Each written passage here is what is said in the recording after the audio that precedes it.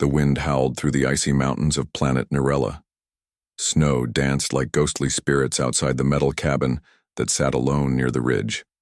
Inside, a young human named Callan sat by a flickering heater, adjusting a broken tool with frozen fingers.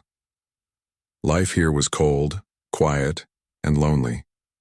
He liked it that way, until the knock came. It wasn't loud, but it was strange. 3 short knocks. Then silence. Callan frowned. No one ever came this far out. The nearest settlement was 30 kilometers away, and storms like this could freeze engines in seconds. He stood, grabbed a wrench just in case, and moved slowly to the door. He opened it only a crack and froze. Outside stood a tall, cloaked figure shaking from the cold. Snow clung to her body like ice to a branch. Her skin was pale blue, almost purplish under the stormlight, and her small, alien ears peeked out from under a torn hood. But what caught his eye was what she held in her arms. 2 small, unmoving creatures, curled and scaly, lay wrapped in cloth. Their wings were stiff, their eyes closed. They looked like dragons from old Earth stories, but they weren't from Earth. He could feel it. "Help," the woman whispered, her voice shaking. "Please. Help." Callan didn't move for a moment. She didn't look dangerous. She looked desperate, and the things in her arms looked half dead. He pushed the door wider. "Get inside, hurry." She stumbled in, nearly falling. Callan locked the door behind her, then guided her to the heater. She said nothing more, only crouched beside the warmth, still holding the frozen dragonlings close to her chest. Callan fetched blankets, wrapped her shoulders, and poured hot water into a cup. She sipped it slowly, her eyes always watching the babies in her arms. "What are they?" he finally asked. She looked up. Her eyes were dark, wide, and filled with sadness. "My children," she said simply. That answer stopped Callan's thoughts. He stared at the little creatures. One had a cracked scale on its nose. The other's wing had frost clinging to it. Children? How could they be her children? "I don't understand," he said. She touched one of the dragonlings gently. "They are born like this, cold. Their hearts freeze before they can burn. If warmth doesn't return soon, they never wake." Callan didn't argue. He could see the pain in her eyes, and something deep inside him stirred. He didn't know her. He didn't know what kind of alien she was. But she had come to him, to a human, because she had no one else. He stood and started gathering things. He dragged an old energy box from the storage room, placing it next to the heater. He pulled out old repair wires and wrapped them around a heat pad.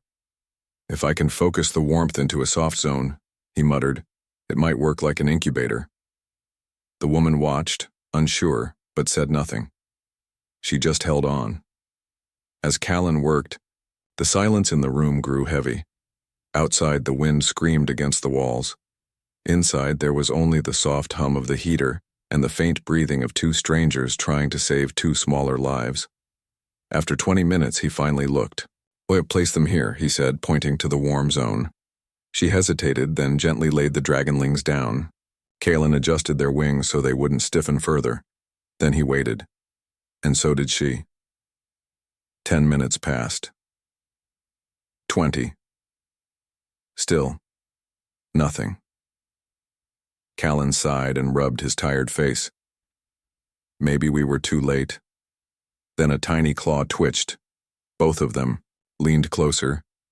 The smallest one, the one with the cracked nose, shivered.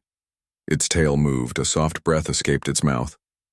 "He's breathing," the woman whispered, a tear sliding down her cheek. Callan smiled faintly.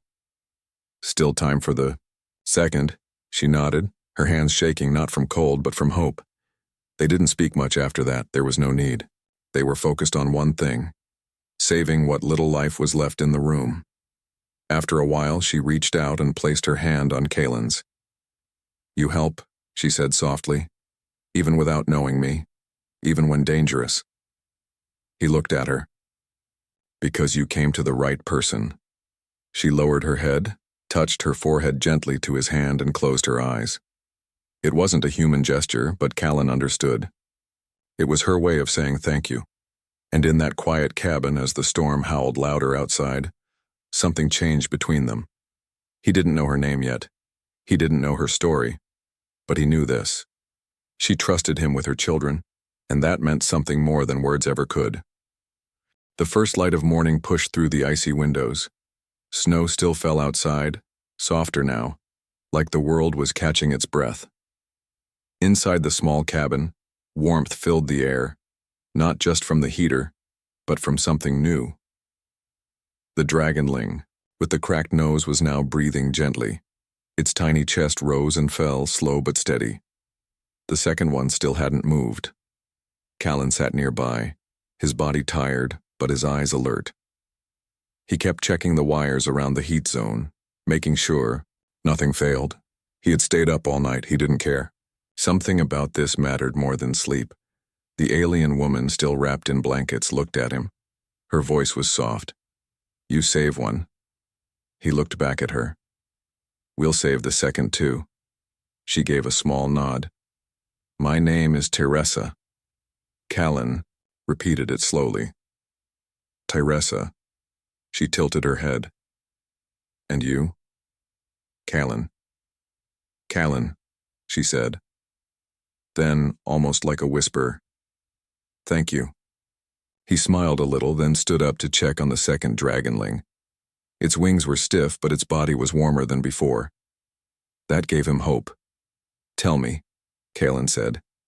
"Why were you out there? Why come to me?" Teresa looked down, touching her sleeping baby. "My world is gone. Hunters destroyed my home. They wanted the children. Their kind are rare, special. Their energy is powerful, can be used for wrong things." Callan frowned. "They would use your children for energy?" She nodded. "Alive or dead, it does not matter to them, but I ran. I would not let them be taken." Callan felt a chill, and not from the cold. He couldn't imagine someone hurting something so small and innocent. "How did you know I was here?" he asked. Teresa pointed at her head gently. "My babies. They are not just dragons. They feel. They reach out. Even frozen, they called. I followed the pull." Callan stared at the little ones. "They called, and it led you here?" She nodded again. "To you." That truth made Callan pause. It felt strange, but deep down it made sense. He had always felt something was missing in his life, like he was meant to do something more. Maybe this was it. Suddenly, a weak sound broke the air. It was soft, like a tired breath. The second dragonling stirred. Teresa gasped and crawled forward. Callan watched closely as the second baby slowly opened its tiny eyes, golden, glowing faintly, full of confusion, but also life. "They're alive," Callan whispered. Teresa placed her hand on the baby's head, tears falling again. "They are whole." For a long time they didn't speak. Just watched the two young ones slowly adjust to warmth and light. The moment felt almost sacred. Later that morning, Teresa asked for help setting up a nest in the corner. Callan gave her a storage bin lined with cloth and soft thermal padding. It wasn't perfect, but it was safe. The dragonlings curled inside, making small purring sounds that filled the cabin with peace. "I need to ask," Callan said gently. "Are they still being hunted?" Teresa's face turned serious.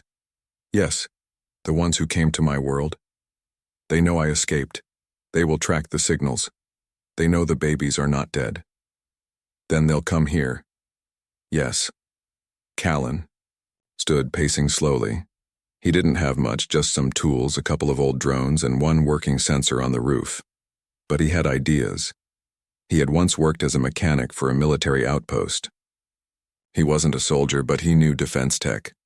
"I can prepare," he said. "If we know they're coming, we won't wait. We'll be ready." Teresa watched him closely. "You would risk your life? For us?" He didn't look at her when he answered. "I already have. The dragonlings chirped softly in the corner, their tiny wings stretching as they slept. Teresa followed Callan's gaze. Then she said something that surprised him. "They are connecting to you." "What do you mean?" "They bond through feelings, deep ones. They can sense trust, safety. They feel it from you." Callan knelt beside them. The cracked nose one opened one golden eye, looked at him, and then tucked its head under its wing. "I've never had anything depend on me before," Callan admitted. "Not like this." Teresa stepped closer. "Now you do." Later that evening, while Teresa rested and the baby slept, Callan went outside. The cold bit into him, but he didn't care. He climbed to the roof and checked the sensor unit. It still worked. He set it to scan the skies for any incoming signals. If they were coming, he wanted to know first. He returned inside to find Teresa watching him with calm eyes. "I do not understand humans," she said, "but I understand you." He nodded, unsure how to reply. "Your heart is not cold," she said. "Even in all this snow, it is warm." Callan didn't answer. But he smiled, because for once he felt that maybe his life in the middle of nowhere had a real purpose, and it had started with a knock. The next day began with silence. The snow had finally stopped and a pale sun shone weakly through the clouds. But Callan knew it was only the calm before something worse. He stood outside the cabin with a scanner in one hand and a blaster in the other. His sensor had picked up faint movements in orbit. They were still far away, but getting closer. Something, or someone, was coming. Inside, Teresa fed her dragonlings warm herbal liquid from a small tube. Their energy had returned. The one, with the cracked nose, had started walking on shaky legs while the other curled its tail playfully. Their eyes glowed softly like living gold. "They're healing fast," Callan said as he entered. Teresa nodded. "Your warmth, your tools, and their bond with you." "Bond?" Callan asked again. Teresa explained. "They're feeling your mind, not just your touch. They know you will protect them. That gives them strength." Callan had never thought of himself as a protector. He had lived alone for years, fixing machines and surviving cold nights. But now, this woman and her dragonlings had brought something into his life. Purpose. That evening, he started working on the defenses. He activated 2 old drones he had repaired long ago. They were rusty but still able to hover and scan for movement.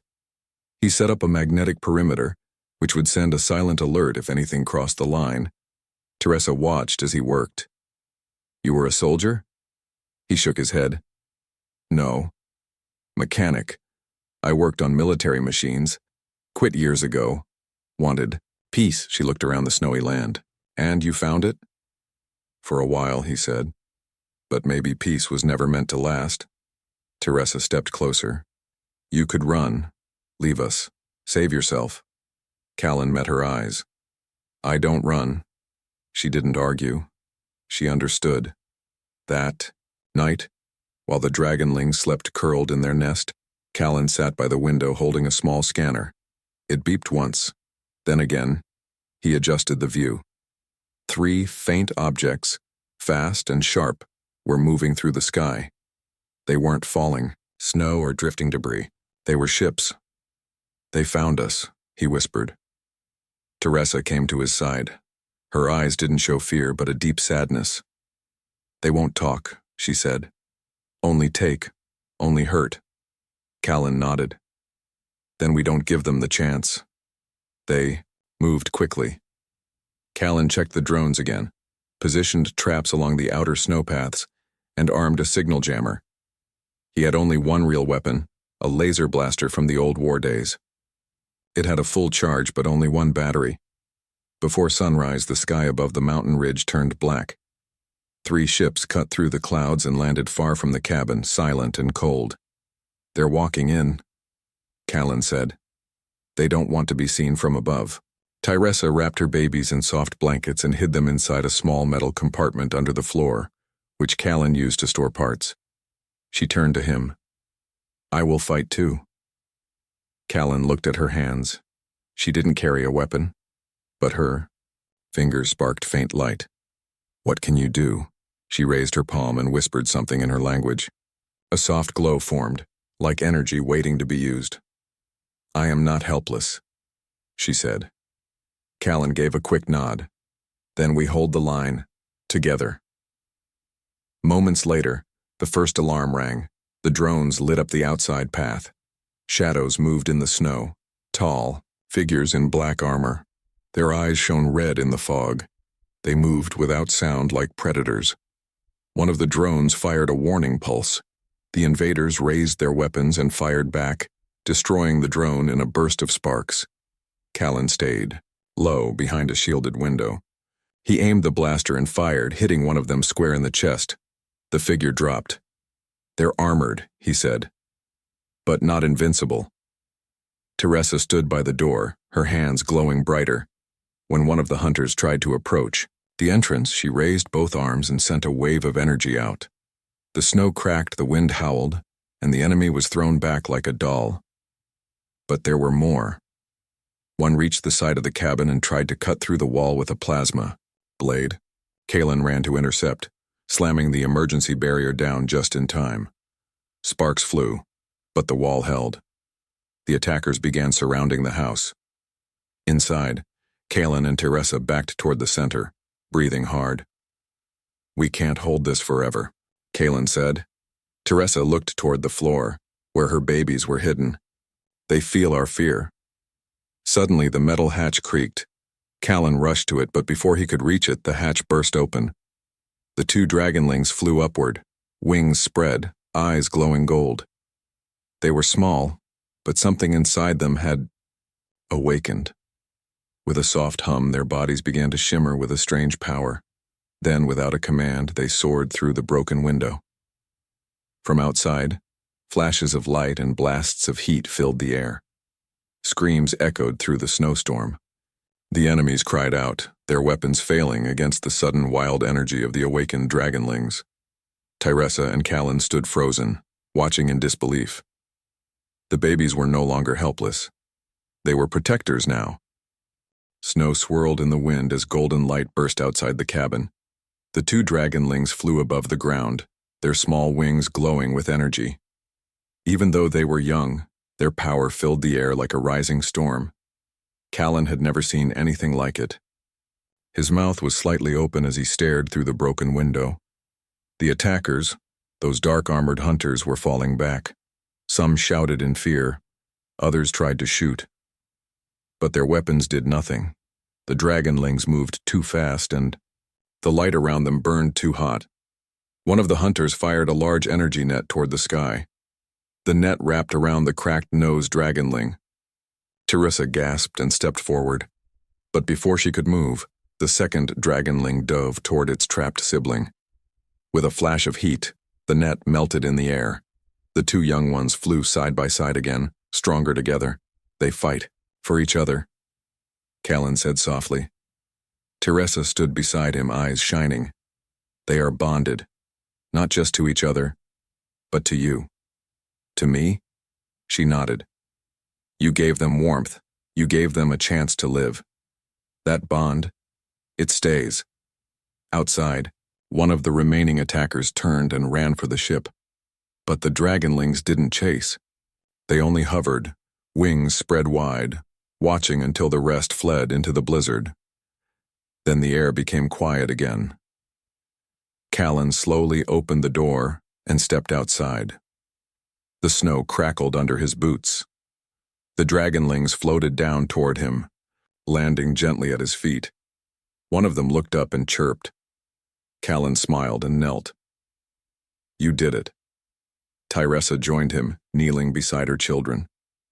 She wrapped her arms around both and whispered something in her native tongue. The dragonlings closed their eyes, peaceful again. The attack was over. But the danger wasn't. Later that evening, Callan sat at his workbench fixing the broken drones. Teresa made tea using herbs she carried in a small pouch. The cabin was warmer than ever, not just from the heater but from the dragons resting near the fire. Callan looked tired but thoughtful. They'll be back. Tyressa nodded. Yes, next time, maybe stronger. They know you're alive. They know your children survived. That makes you a threat to them. Tyressa sat beside him. And you too. You helped us. He looked at her. I won't stop helping, but we need a new plan. She watched him carefully. You could still leave this planet. Go where they can't find you. Callan shook his head. And leave you behind? Never. Silence filled the room for a moment. Then Tyressa said quietly, I never expected a human to care this much. Callan smiled just a little. Maybe you haven't met the right one before. The dragonlings made a soft cooing sound. They curled up together, tails touching, their golden eyes watching the humans. Suddenly, one of them stood and walked slowly toward Callan. It placed a tiny claw on his knee and rested its head there. Tyressa looked surprised. That is rare. What is? They usually don't do that to anyone outside their kind. Callan gently touched the dragonling's back. Maybe they think I'm part of your kind now. She said nothing but looked at him with new eyes. Eyes full of respect, and something more.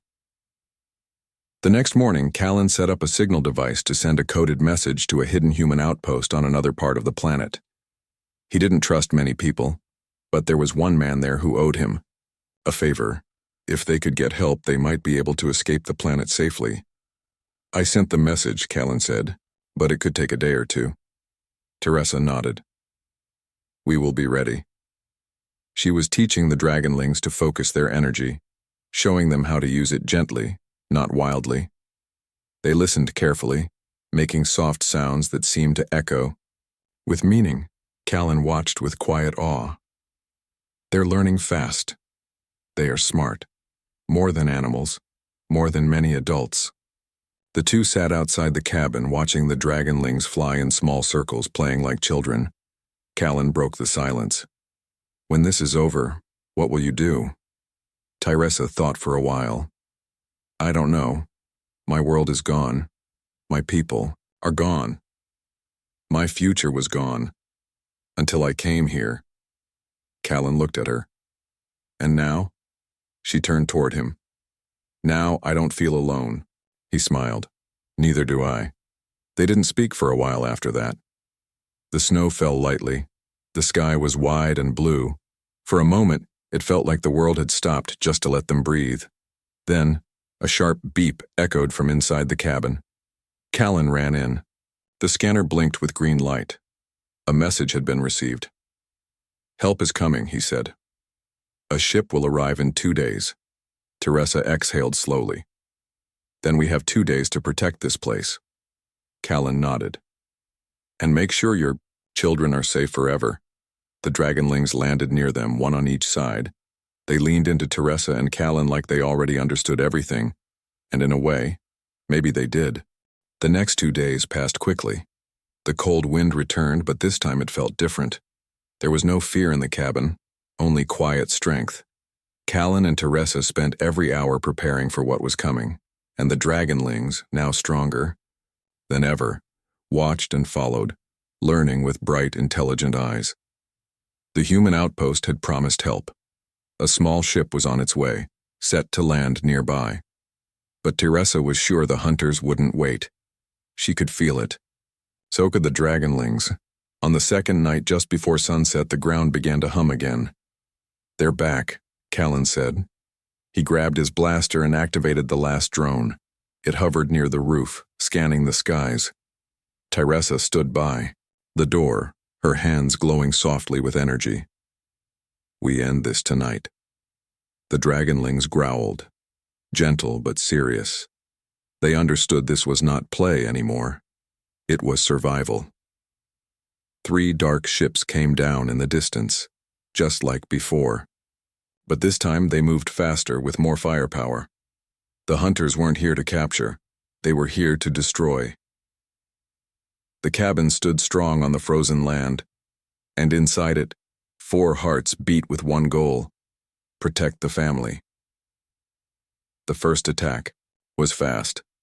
A bright beam shot toward the cabin from one of the ships. Kalen hit a switch and the new energy shield he built flickered to life. The beam bounced off, leaving a deep echo across the snow. "They're testing us," Kalen muttered, "seeing what we've got." The attackers dropped from their ships, more than before. They spread out in the snow, dark shapes with sharp weapons and cold eyes. Then the dragonlings moved. One soared into the air, spinning and releasing a flash of golden light. The hunters ducked, blinded. The second dragonling glided low, causing the snow to rise in waves that knocked two of the invaders flat. Callan fired his blaster, hitting another target. The drone zipped past, scanning and distracting. Teresa stepped forward. She raised her hands and whispered something in her language. The snow beneath the hunters cracked and ice reached up like claws, freezing their legs in place. But the enemies kept coming. One got close, too close. He aimed a weapon directly at Teresa. Callan ran forward, pushing her aside just in time. The blast missed her, but it hit Callan in the side. He fell to the ground. "Callan!" Teresa screamed, rushing to him. He groaned, his face tight with pain. Still alive. Just burned. The dragonlings heard her cry and turned sharp in the sky. Their wings spread wide, and their eyes glowed even brighter. Then, something incredible happened. The air around them shimmered, and a pulse of light exploded from their small bodies. Not hot, not deadly, but full of energy and force. The hunters were pushed back, falling into the snow. Their weapons failed, their suits cracked. They began retreating. The dragonlings flew lower, landing between Teresa and Callan. They stood strong, defending their parents. Yes, parents. Teresa held Callan close, tears in her eyes. "You stayed for us." He smiled weakly. "I told you. I don't run." The last of the hunters fled toward the ships. But this time, the ships didn't wait. They lifted off, flying fast into the sky, leaving their failure behind. Silence returned. Only the wind remained. The rescue ship arrived in Tiu. Hour later. It was small but strong, with a trusted human pilot named Orlan, an old friend of Callan's from the past. When he saw the dragonlings, he almost stepped back in shock. "What are those?" Orlan asked. "Family," Callan replied, smiling. They loaded what little gear they had. Teresa carried her children gently. Callan, though hurt, refused help. He walked on his own, holding Teresa's hand. Inside the ship, Orlan checked the systems. "Where to?" Teresa looked at Callan. "You choose." Callan thought for a moment. Then he said, "Somewhere far. Somewhere safe. Somewhere we can start again." Teresa smiled. "Together?" He looked at her and the dragonlings resting beside her. "Always." The ship rose from the frozen land, leaving behind the lonely cabin, the snow-covered hills, and the memories of battle. Inside, a new story was beginning. The dragonlings slept peacefully between Teresa and Callan. One of them opened an eye and looked up at Callan, then made a quiet sound before falling asleep again. He chuckled softly. "I guess I'm a father now." Teresa leaned her head on his shoulder. "And a hero." "No," Callan said. "Just a human who couldn't ignore someone in need." The stars outside stretched wide as the ship jumped to light speed. A mother, her two dragon children, and the man who saved them disappeared into the stars, leaving behind a galaxy that would one day learn the full story. And it all started with a knock at the door.